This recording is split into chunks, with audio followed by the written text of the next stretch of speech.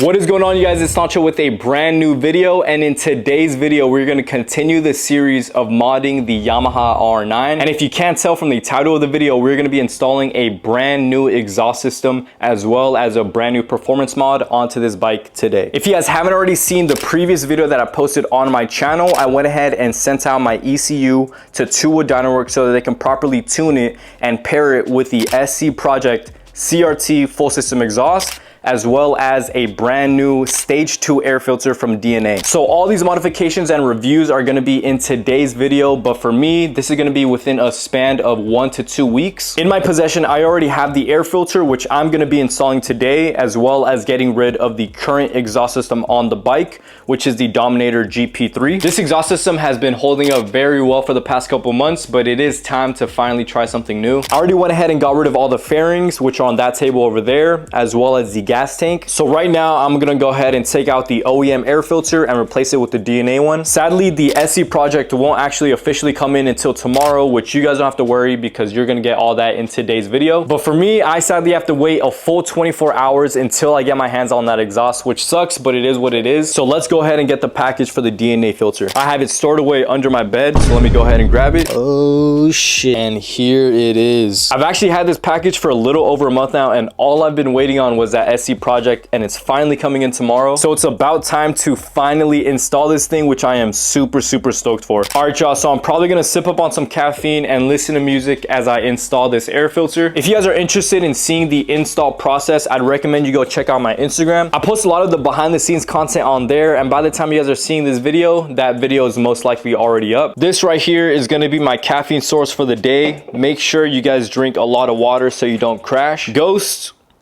please sponsor me. Anyways, you guys, I'm gonna go ahead and get to work, and I'll pick up the video as soon as I finish installing the intake as well as getting rid of the old exhaust. So I'll be right back. All right, guys, sorry to interrupt, but as I was filming the behind the scenes for the air filter install, I noticed that you have to plug a hole here, and a lot of people have been actually plugging it from the inside, which is not the way to do it. You actually have to loosen up these 3 bolts right here, and then you have access to under the box. I thought it would be important to throw that in here, but without further ado, let's get back to the video. All right, guys, so I officially finished the install process of the air filter as well as getting rid of the GP3. This is a close-up of how the filter looks. Honestly, it was a pretty quick and easy install process. It didn't take much more than 10 minutes to install. Just make sure you guys plug that hole from underneath and not on top, and you guys will be all good. But yeah, you guys, that pretty much wraps up the day for me. All I gotta do is wait for the SC Project to fully come in. I should have it the exact same day the ECU comes in, but for now, all we gotta do is wait. And I'll pick up the video as soon as we get the SC Project on hand.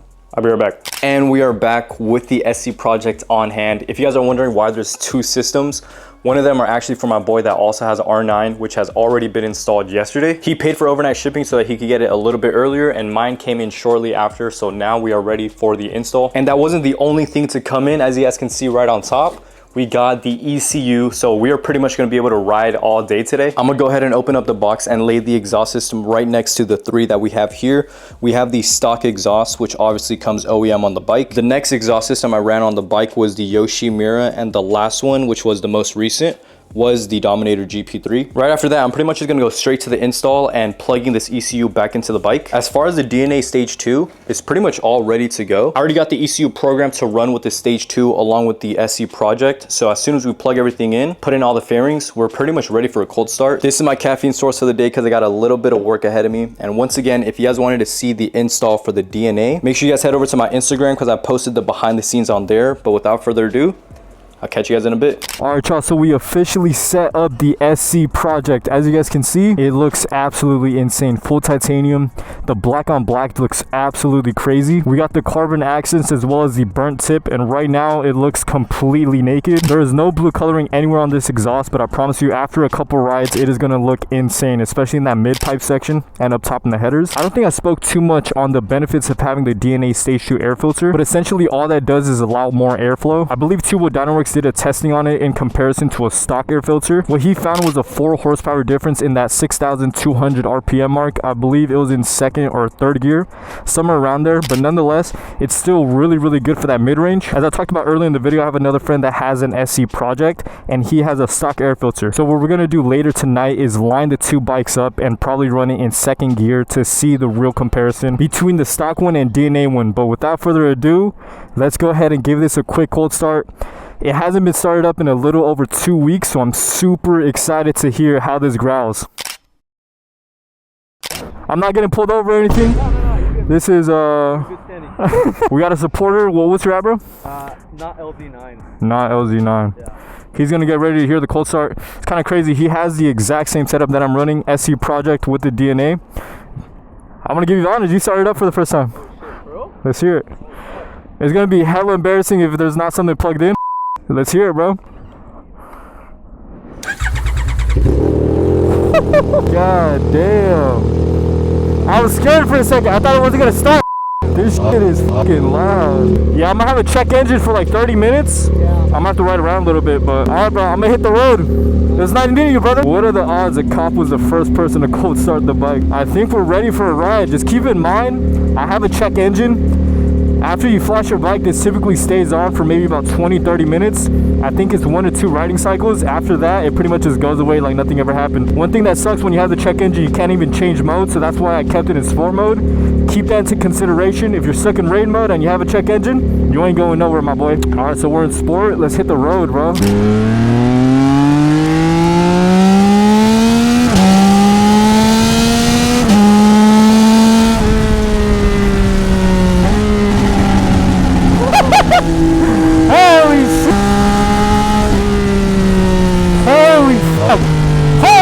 Yeah, this is completely different than the GP3. I can tell the difference night and day. I don't know if I'm tripping. Oh my god. This bike has such a deep growl. When I mean deep, I mean deep. I want this check engine to go away, but it's going to take a little bit of time. I'm going to go ahead and give it a couple of rips down here. I haven't given it full throttle yet. I'm kind of scared to. Let me see if it hits a quick pop. Oh yeah. And the pops are so aggressive. These pops sound crazy, bro.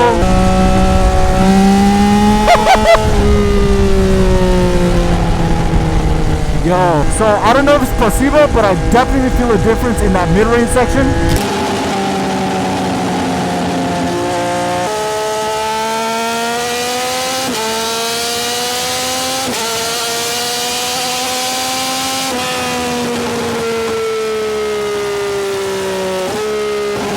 Yo, I'm not even trying to troll, but my ears genuinely hurt so bad right now. Alright, y'all, so I've been riding for about 10-15 minutes.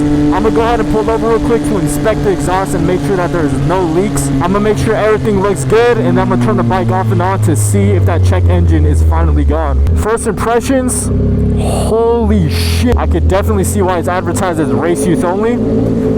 Definitely not probably good for everyday riding if you have sensitive ears, so just keep that in mind. Alright, y'all, I'm gonna call my boy real quick. He's off in 30 minutes and it's about a 20-minute drive. He rode to work today on his SC project as well, so I'm gonna see if we get a quick run in. Alright, y'all, so we got the green light to pull up on him. I'm gonna go ahead and head over there. Holy shit.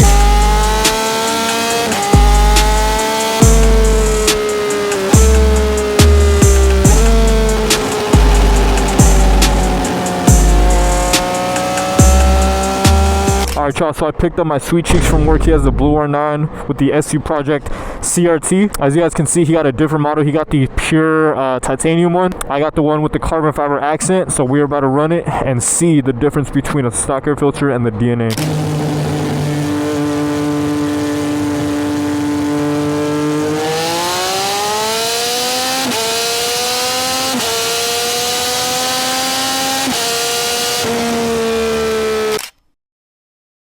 Alright guys, so it has been a little while since the install of the SC project, and if you've been following the channel for a while now, you probably already know the way I like to deal with these type of videos is that I like to test it out for a couple of days, sometimes even up to a couple of weeks, just to give you guys an authentic review. So I think I have a pretty good feel of this exhaust system in comparison to my other ones.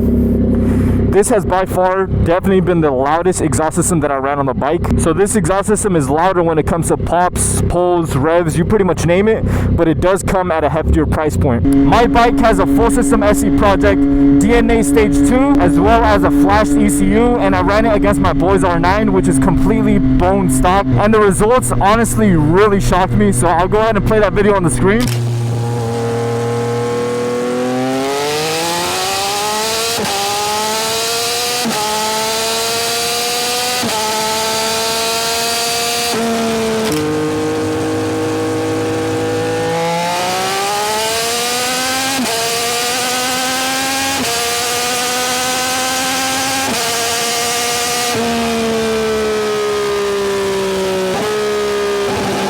And now for the DNA stage 2, I'm gonna be completely honest, I don't really feel like I have space to talk about it, just because I haven't taken it on the track and fully tested it out. But I can say I definitely do feel a difference in that mid-range. It's definitely not anything crazy, but once again, I haven't taken it to the track, so I can't really tell you that. Another thing I noticed with this exhaust system is that it has such a deep roar, very similar to like how the Yoshimura sounded like. The only difference between the two is that this one is extremely loud. So I wouldn't recommend running this if you want to be a little subtle when you're riding on the street. Let me know in the comments down below if you guys would spend $2,000 on this full titanium exhaust system. Do you guys think it's worth it, or would you rather spend 1/4 of the price on a Dominator GP3 exhaust system? Keep in mind, you guys, this is just the first video with this exhaust system.